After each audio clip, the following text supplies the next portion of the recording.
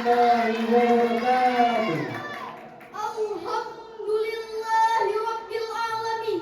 Wassalatu wassalamu ala asyrafil anbiya'i wal mursalin wa ala alihi wa sahbihi ajma'in. Amma ba'du.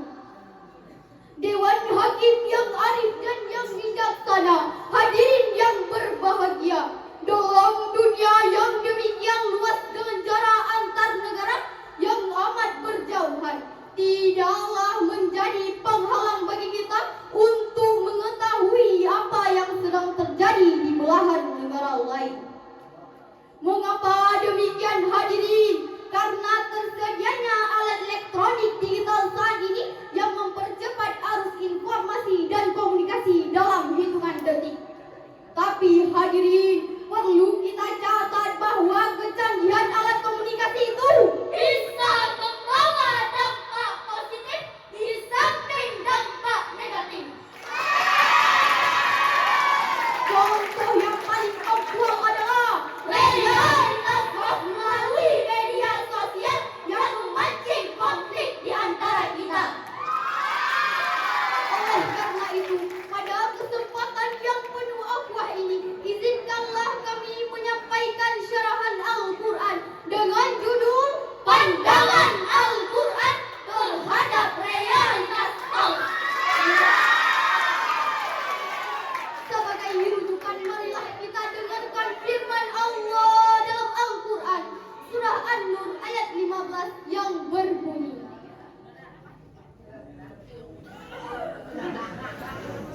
أعوذ بالله من الشيطان الرجيم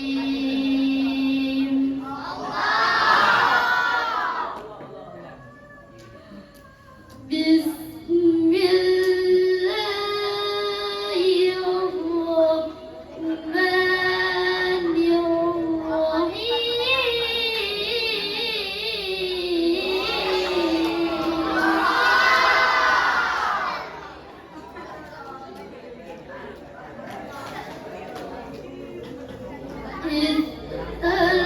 تلقونه بألسنتكم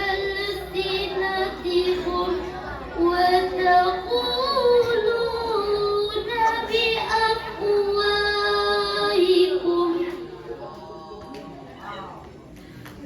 بأفواهكم ما ليس لكم به علم وتحسبونه هينا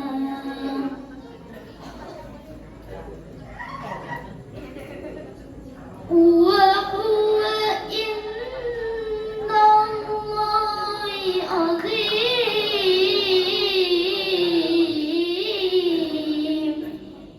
Hamba berlindung kepadamu ya Allah dari godaan-godaan syaitan yang terkutuk.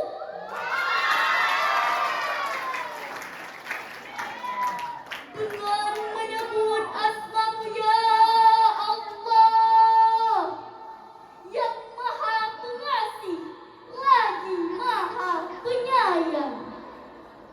Ingatlah di waktu kamu menerima berita bohong itu dari mulut ke mulut, dan kamu katakan dengan mulutmu apa yang tidak kamu ketahui sedikit pun dan menganggapnya remeh.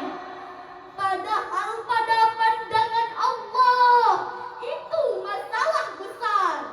Hadirin yang berbahagia, dalam kitab Al-Mukhtasar fi Tafsiril Quranil Karim yang ditulis oleh sejumlah ahli tafsir dan diterbitkan oleh Pusat Tafsir untuk Studi Al-Quran Saudi Arabia, dijelaskan bahwa ayat ini memberi teguran kepada orang-orang muslim yang menyebarkan berita tidak jelas.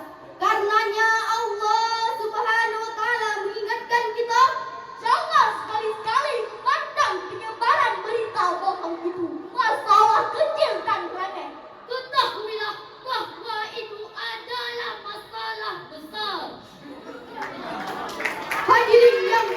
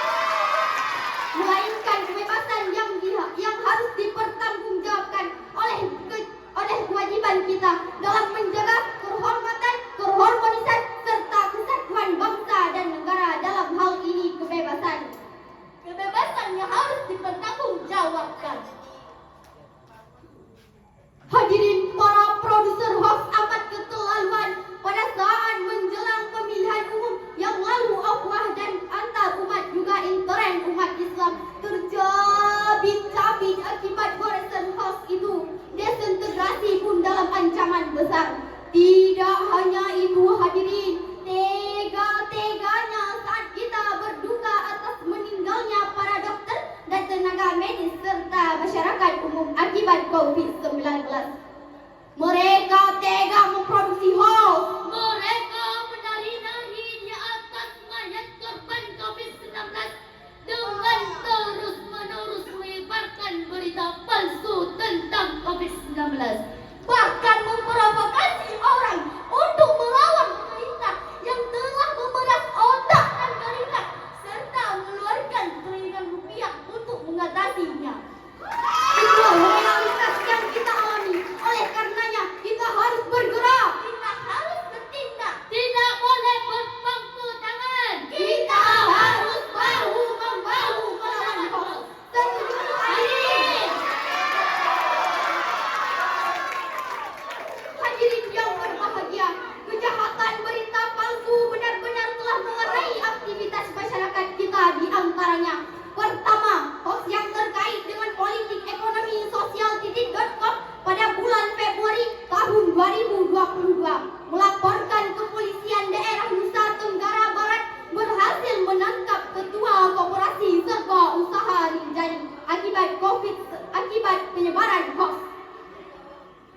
Mereka jadi jelaslah hadirin, pada pasal 28 Undang-Undang Dasar 1945 dijelaskan bahwa ayat ini memberi teguran kepada orang-orang muslim. Liputan6.com pada bulan Februari, Liputan6.com pada tanggal 15 Januari 2022 melaporkan kepolisian daerah Nusa Tenggara Barat berhasil menangkap ketua koperasi serba usaha Rinjani. Untuk itu hadirin, marilah kita dengarkan firman Allah dalam Al-Quran surah Al-Hujurat ayat 6 yang berbunyi, Ya ayyuhalladzina amanu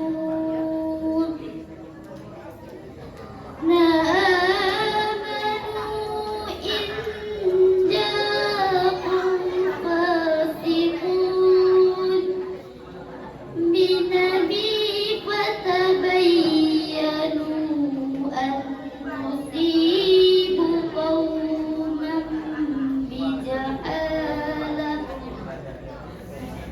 fatusbihu ala ma fa'altum nadimin. Sadaqallahul azim. wahai orang-orang yang beriman, jika datang kepadamu orang fasik membawa suatu berita, maka periksalah dengan teliti agar kamu tidak menimpakan suatu musibah terhadap suatu kaum tanpa